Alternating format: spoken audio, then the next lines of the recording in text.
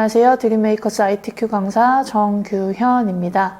이번 시간에는 지난 시간에 이어서 기출문제 3번과 4번 슬라이드를 함께 풀어보도록 하겠습니다. 네, 이번 시간에는 지난 시간에 이어서 3번과 4번 슬라이드를 같이 한번 풀어보도록 할 텐데요. 3번 슬라이드는 일단 먼저 텍스트 슬라이드와 동영상 슬라이드였는데 완성을 한번 해보도록 하겠습니다. 3번 슬라이드 먼저 제목을 입력을 한번 해볼게요. 제목을 작성을 한 후에 지금 밑에 영문 부분은 제가 미리 좀 작성을 해놨는데 이 부분은 먼저 수정을 하는 것부터 해보도록 할게요. 첫 번째 줄부터 선택을 해주시고, 자, 우리 지난번에는 여기 홈에 여기 글머리 기호를 아마 사용을 했었을 텐데요. 이번에는 오른쪽 단추 눌러서 글머리 기호를 한번 해보도록 할게요. 오른쪽 글머리 기호에 가서 자, 해당하는 글머리 기호를 선택을 해주시면 됩니다. 이 모양이죠. 다이아몬드 모양. 그리고 굴림으로 가볼게요. 굴림에 24. 그리고 진하게. 여기 굴림, 다시 한번 굴림에 24, 여기 진하게. 굵게. 24 굵게로 표시가 되어 있죠? 그 다음에 이제 첫 번째 줄 밑에 나머지 줄들, 앞에 있는 여기 글머리 기호, 여기 글머리 기호만 엔터를 쳐달라고 지난번에 연습을 했을 때 아마 설명을 드렸을 텐데, 글머리 기호가 있는 데에서만 줄 바꿈을 해달라고 설명을 드렸을 거예요. 줄 바꿈은 글머리 기호 표시를 확인한 후에 해주시면 되기 때문에 지금 여기 나와 있는 문제상으로는 그냥 쭉 연결해서 입력을 해주시면 돼요. 자, 근데 안으로 살짝 들여쓰기가 되어 있기 때문에 들여쓰기를 해보도록 하겠습니다. 지금 이렇게 글씨가 선택이 되어 있는 상태에서 첫 번째 줄 말고 밑에 있는 모든 줄 선택해 주시고 들여쓰기, 탭이라는 키를 눌러주시면 돼요. 키보드의 탭 눌러주시게 되면 안으로 들여쓰기가 되는 걸 확인하실 수가 있죠. 자, 그 다음에 여기 마찬가지로 굴림으로 갈게요. 굴림에 얘 같은 경우는 20. 일단 크기부터 바꿀게요. 20. 근데 지금 앞에 있는 글머리 기호도 바꿔줘야 될 것 같아요. 자, 오른쪽 단추 눌러서 여기도 마찬가지 글머리 기호. 그 다음에 여기 체크 모양의 글머리 기호.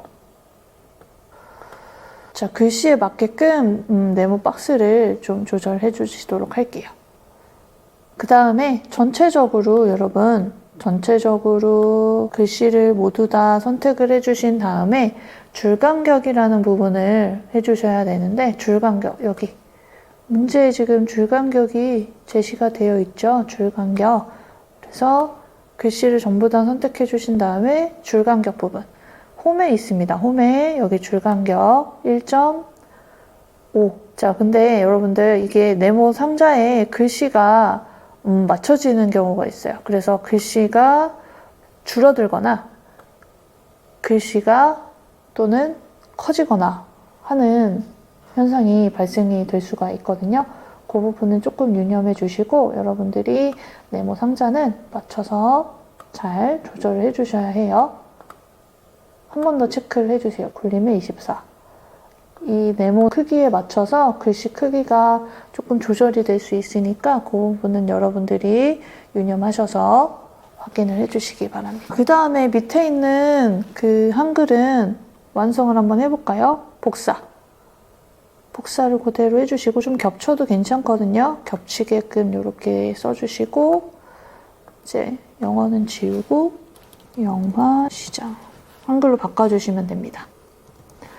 자, 이것도 역시 마찬가지로 크기를 조금 조절을 해주실 수 있으면 해주신 다음에 오른쪽에 동영상을 삽입해야 하기 때문에 오른쪽에 동영상 삽입할 수 있는 공간을 확보를 할게요. 삽입에 들어갑니다. 삽입에 자, 미디어 보시면은 비디오 삽입에 내 PC의 비디오 가셔서 문서 ITQ 픽처의 동영상 동영상 삽입 하나 나올 거거든요. 동영상 삽입.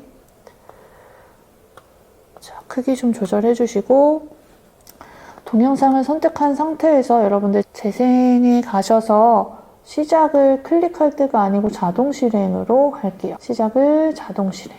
그리고 반복 재생. 자, 여기 자동 실행과 반복 재생에 대한 문제가 제시가 되어 있죠. 그래서 자동 실행 그리고 반복 재생.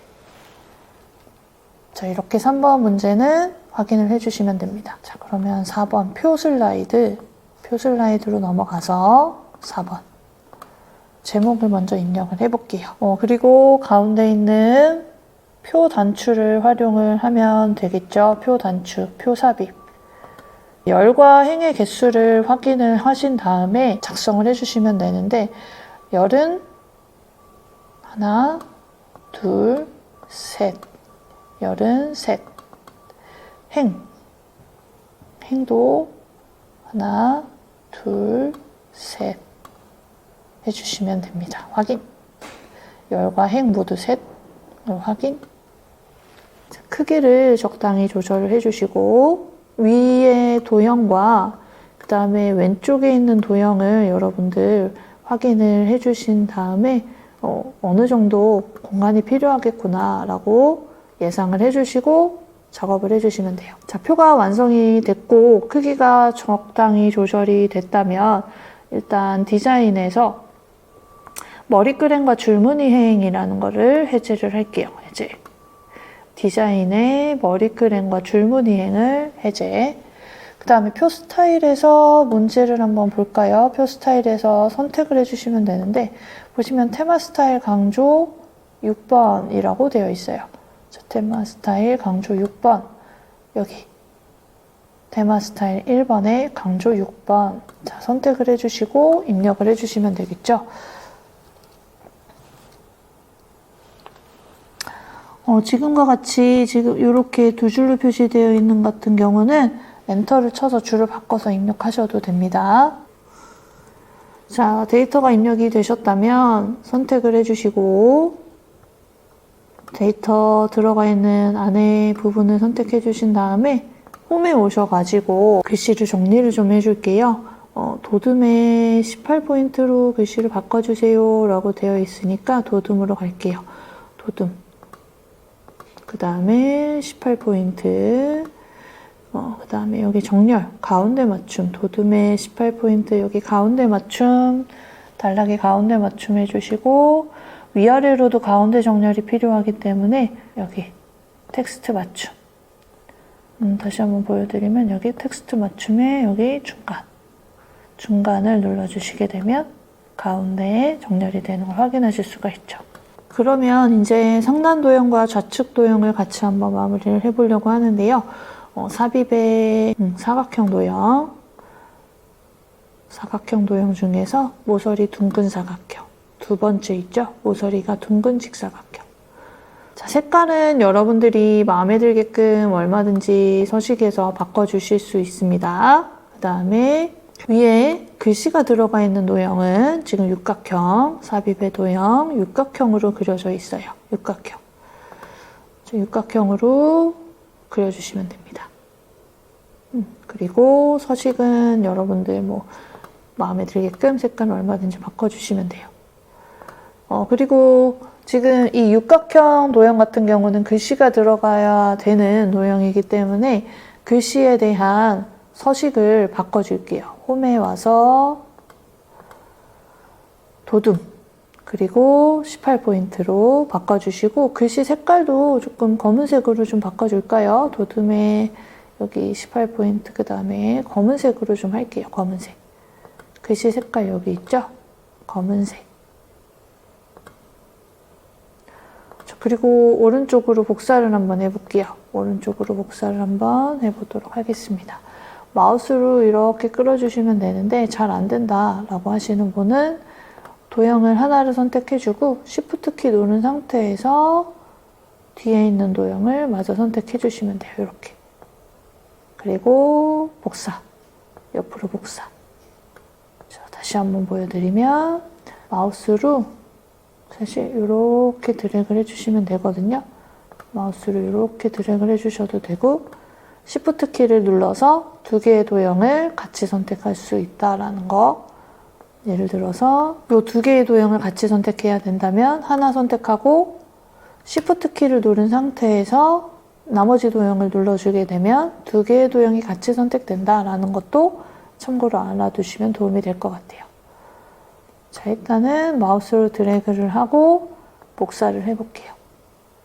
자, 그리고 해당하는 데이터를 입력 한번 해볼게요. 자, 그리고 좌측에 있는 도형을 하고 마무리를 해보도록 하겠습니다. 좌측에 있는 도형, 삽입의 도형.